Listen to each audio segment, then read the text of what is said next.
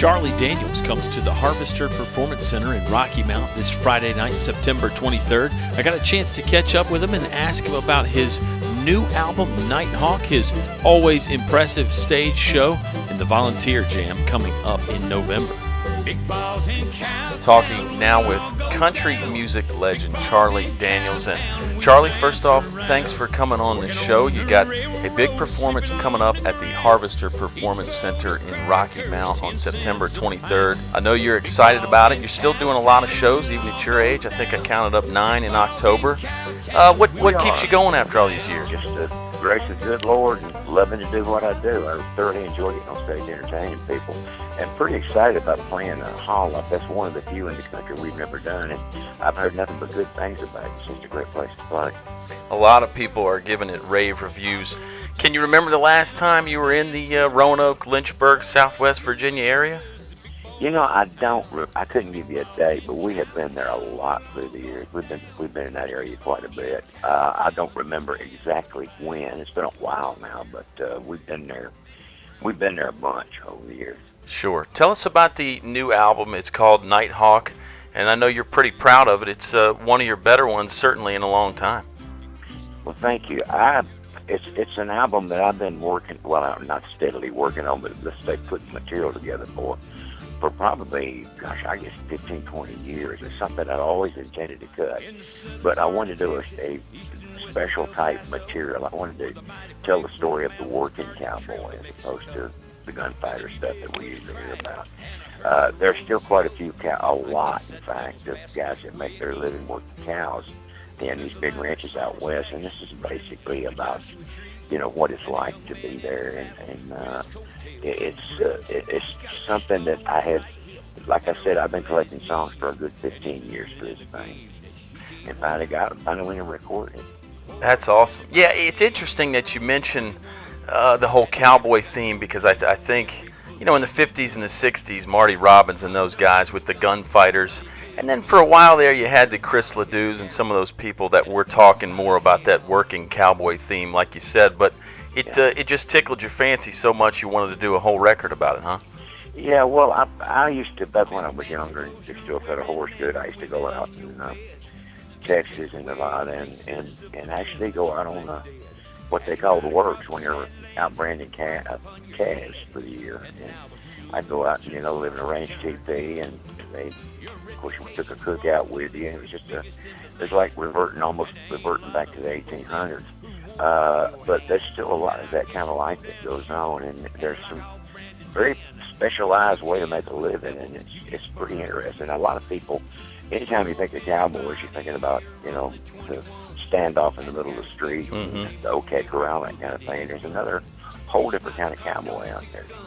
Well, you grew up in North Carolina. I'm sure you watched the old cowboy movies on TV and that kind of thing. But when did this fascination with the cowboys in the West, that sort of thing, really strike you? Well, I've had it all basic all my life. When I was a kid, see, they showed every town in the South that had a movie theater showed the old cowboy movies every Saturday. It would be Gene Autry and Roy Rogers and Sunset Carson and Lash LaRue, and every Saturday they'd do at least one of them on. And it was just a weekend, a weekend, week out thing. Every boy went to Saturday to see the cowboy movies, and we just, they were kind of our heroes as opposed to whatever the kids are into right now, but the cowboys were our heroes. And we played cowboy all the time. Everybody had a cat pistol, and we'd go around, you know, playing cowboy. And I just grew up with very much admiring people, you know, cowboys and Western way a lot. Just kind of, as I got older, I kind of pursued it and found out that it really does exist on a whole different level than what we think about it.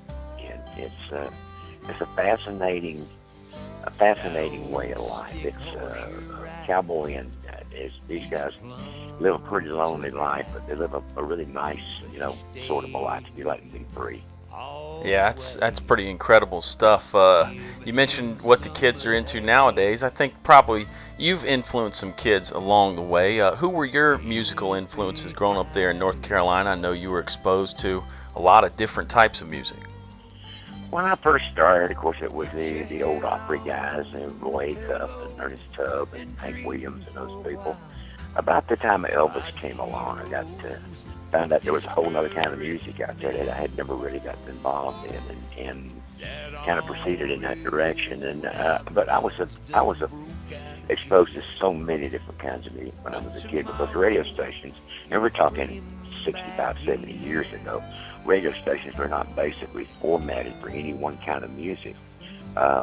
They played some of everything in the course of the day, and I just, of course, if you're in the Southeast, you're going to be exposed to blues. So I got exposed to every kind of music you can think of, and liked some of all of it. So my influences are very, very wide. Well, I know you play multiple instruments. Did you start on the fiddle first, or what'd you pick up first?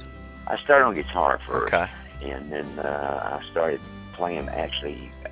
Between guitar and fiddle, there was mandolin. The fingerboard on a mandolin and a fiddle are the same. Right. So I kind of did a little bit of the fingering when I got ready to play fiddle. It was, of course, a whole other thing to play one with a bow and one with a pick. And it's just kind of, you got to make the switch over, you know. And when I first started playing, I squeaked and squawked. I never had lessons. I just went and did it. And one of the kids I went to school with said that when I played the fiddle, I found somebody stepped on a cat. So that was a pretty good review. Yeah, best compliment you've ever gotten, right? Well, it was a pretty good review of what I sounded like at the time. Let's put it like that. That's great. Well, I know you played some bass on some Bob Dylan albums, too. Talk about your relationship with Dylan. You did an album worth of Dylan covers. I know he and his music hold a special place in your heart, correct? Oh, yeah. I played actually on 3 albums of Bob Dylan. I played guitar on a couple, and I played bass on at least one. I played on National Skyline Subportrait in the morning. I was a big Bob Dylan fan before I ever played with him. I mean, it's just, this guy changed it all. You're talking about people with style changers, pace setters. Bob Dylan probably, as far as a certain kind of music is concerned, he's probably the biggest thing that happened in my lifetime. If you have to start considering what music was like before Bob Dylan came along and what it's like after he came along. And people, of course, started experiencing real freedom because Bob just did it. You know, he just did it. He just threw the rule book out the window and went in and did it. And you had to admire him for that. And so I was a big fan. And I finally got around. I've been wanting to do an album, a tribute to him for a long time. I finally got around to it last year. We call it Off the Grid Dylan. But yes, I'm definitely a big Bob Dylan fan. Yeah, it's a really great album. Something you've been doing for a while that's really great is the Volunteer Jam. It's this year's version is November 30th in Nashville. What have you got planned for everybody? Bigger and better this year? Well, yeah, I think so. We got Larry Cable Guy. We got Kid Rock. Chris Stapleton, Travis Tritt, Luke Bryan, and there's some other folks that are going to be there I can't announce yet because some of them have commitments in the area and they can't announce until their commitments over with. So, but it's going to be, I tell you this much, it's going to be one whale of a show. It usually is. Charlie, we know you're pressed for time. We'll let you run, and excited to have you coming to the Harvester Performance Center and get to see this legendary show that you always put on. We're looking forward to playing for you, my friend. And thanks for talking to me today. That was Charlie Daniels coming to the Harvester Performance Center in Rocky Mount this Friday night. Get your tickets by calling 540-GUITARS or going to harvester-music.com. Across the desert's a book, rodent lizards and sage.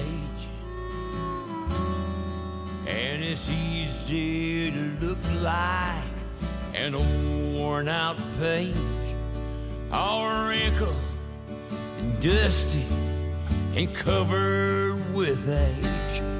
On the good night trail, on the Lumen Trail, the old woman's lonesome tonight. And your French heart, it moans like a long ball in calf.